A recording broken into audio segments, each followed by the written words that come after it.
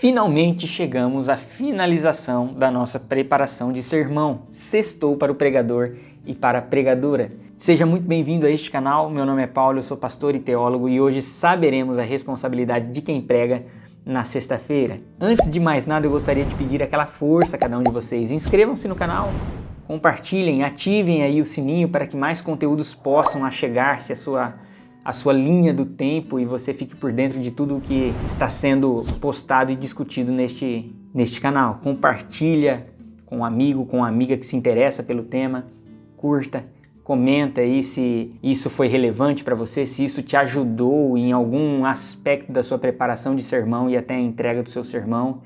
Enfim, diz aí o que você achou dessa série especial voltada para a preparação do sermão. Enfim, sextou para o pregador e para a pregadora.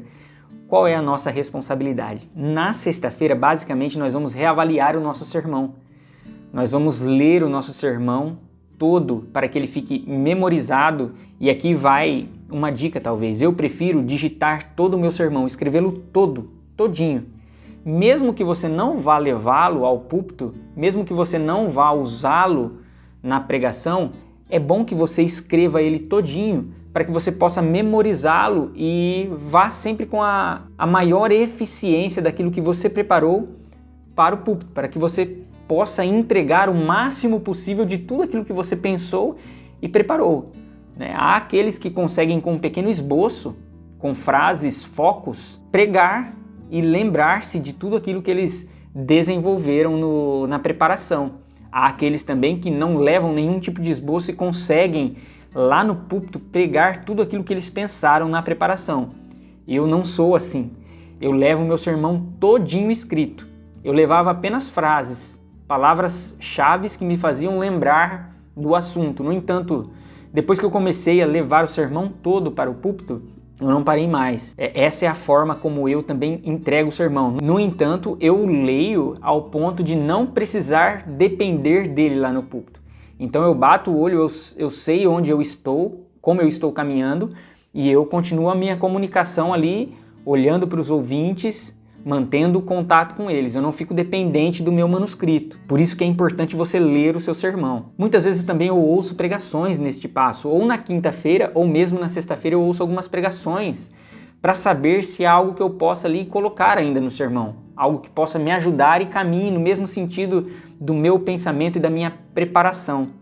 E essa é uma dica importante, ouça bons pregadores. Não apenas quando você vai pregar e no texto que você está pregando, mas constantemente tenha esse hábito de acompanhar bons pregadores, porque isso vai ajudar no seu desenvolvimento como pregador, na entrega do sermão. Logo na sexta-feira é o momento de fechar o seu sermão, deixá-lo certinho, finalizado, para que mesmo no sábado você separe um tempo, é importante também, para que você tenha o contato com o sermão, para que você possa ler ele, para que você possa relembrar, para que você possa memorizar todos os aspectos pelos quais você se empenhou em desenvolver na preparação do seu sermão.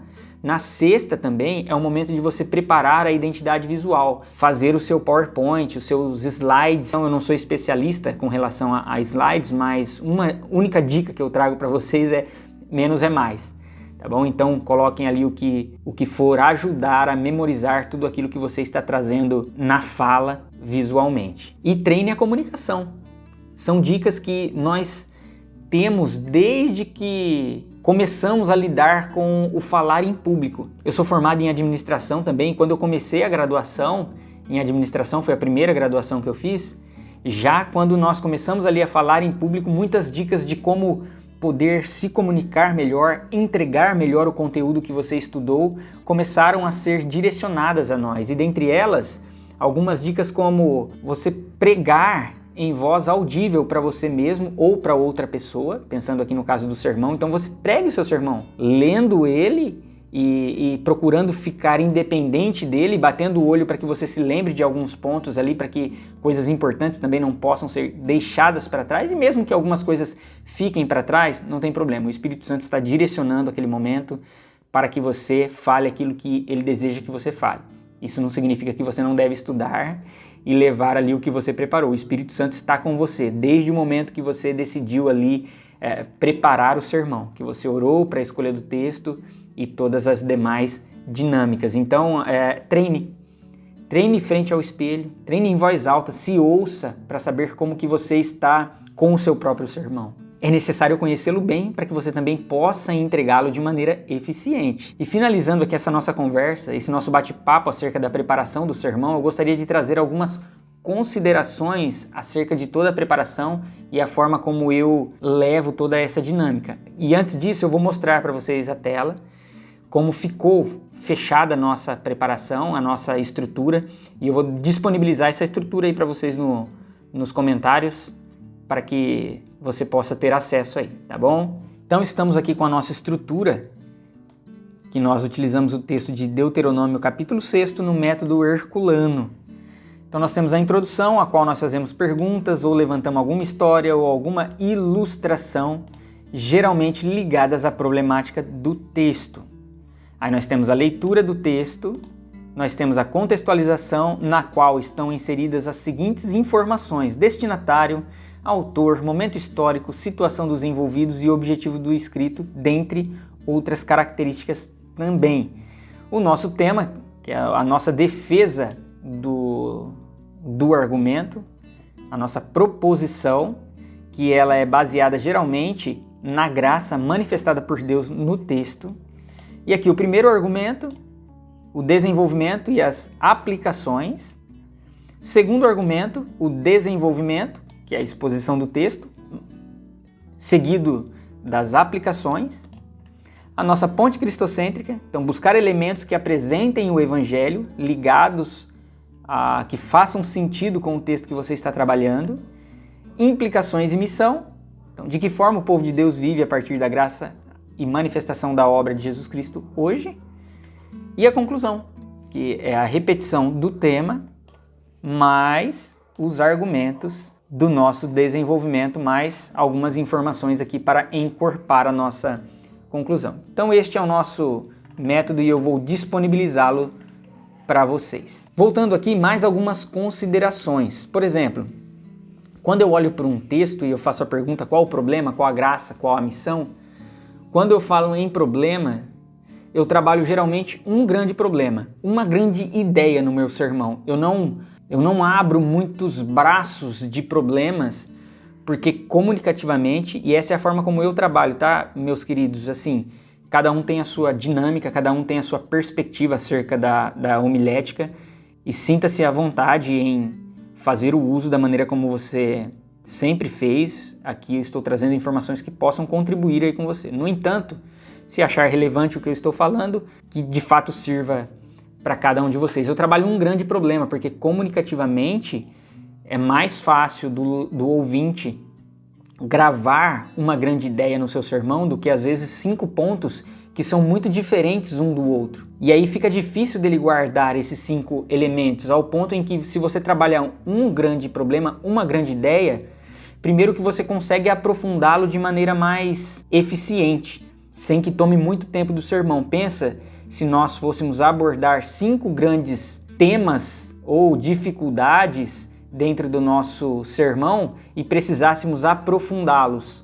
Ou nós não vamos aprofundá-los, ficaremos ali na superfície da aplicação deles, ou nós levaremos aí muito tempo para poder trazer toda a profundidade que é legal que possamos trazer nas aplicações. Então eu trabalho uma grande ideia. Essa é a forma como eu fui ensinado, principalmente na leitura do livro do Paul Scott Wilson, As 4 Páginas do Sermão. E eu não apenas utilizo quando eu prego em 4 páginas, mas como vocês viram aqui, eu trabalho no herculano, eu trabalho no outro método, do Andy Stanley também, a mesma dinâmica, sempre um grande problema, uma grande ideia, porque eu acredito que isso é mais fácil para o ouvinte guardar, memorizar, e também eu consigo trazer profundidade com tempo eficiente na minha pregação. Outra questão que pode gerar um pouco de dúvidas aí é por que escolher histórias que são contemporâneas e não histórias bíblicas? Muitos pregadores, quando vêm trazer as aplicações, eles usam histórias bíblicas. E nas aplicações eu prefiro trazer histórias contemporâneas. Por quê? Porque conceitualmente, o que eu estou trabalhando nas aplicações? Estou mostrando como a verdade do texto se revela hoje. Então eu vou contar histórias de hoje, como isso é real hoje. Então, se eu conto histórias bíblicas, pode ficar na mente deles ainda, mas isso é uma realidade que acontece apenas na Bíblia. Mas não, é necessário que você mostre aqui em histórias, ilustrações atuais, como essa verdade se personifica hoje também, como ela é real hoje. É necessário que nós tenhamos esse esforço. Nem sempre é fácil encontrar histórias, ilustrações, mas é necessário que nós nos esforcemos. Se nós vamos contar histórias bíblicas para reforçar o nosso desenvolvimento, a nossa exposição do texto, que nós façamos isso no ponto da exposição do texto, não nas aplicações à comunidade. Então, quando eu estou expondo o meu texto, falando do desenvolvimento do texto, ali sim eu posso trazer algumas histórias bíblicas para reforçar, para provar, para encorpar a minha exposição do texto, mas não fazê-los no momento das aplicações. Então essa é a grande dinâmica que eu sigo. E há um limite de histórias a ser contadas durante o sermão. Eu geralmente uso uma história por cada ponto, no máximo 2 histórias quando elas são curtas, quando elas não são longas, e ilustrações também eu sigo no mesmo ritmo, uma ilustração, 2 ilustrações ali por ponto, por exemplo. Então, se eu trabalho nessa questão do olhar da cultura, na introdução eu trabalho ou uma história ou uma ilustração, quando eu não faço perguntas, quando eu não trago alguma reportagem, enfim. E nos argumentos também, por exemplo, no primeiro argumento eu trago uma história, 2 quando são curtas, no máximo, uma ou outra ilustração. Aí no segundo ponto, uma história também, uma ou outra ilustração. E lá nas implicações, na missão, também trago uma história para revelar como o povo de Deus deve viver hoje a partir da graça manifestada. Então é isso, meu amigo e minha amiga. Sextou para o pregador e para a pregadora. Eu espero que tenha ficado tudo muito claro a vocês, e se não ficou, comenta aí para que nós possamos então tirar as suas dúvidas. Mas outros vídeos surgirão.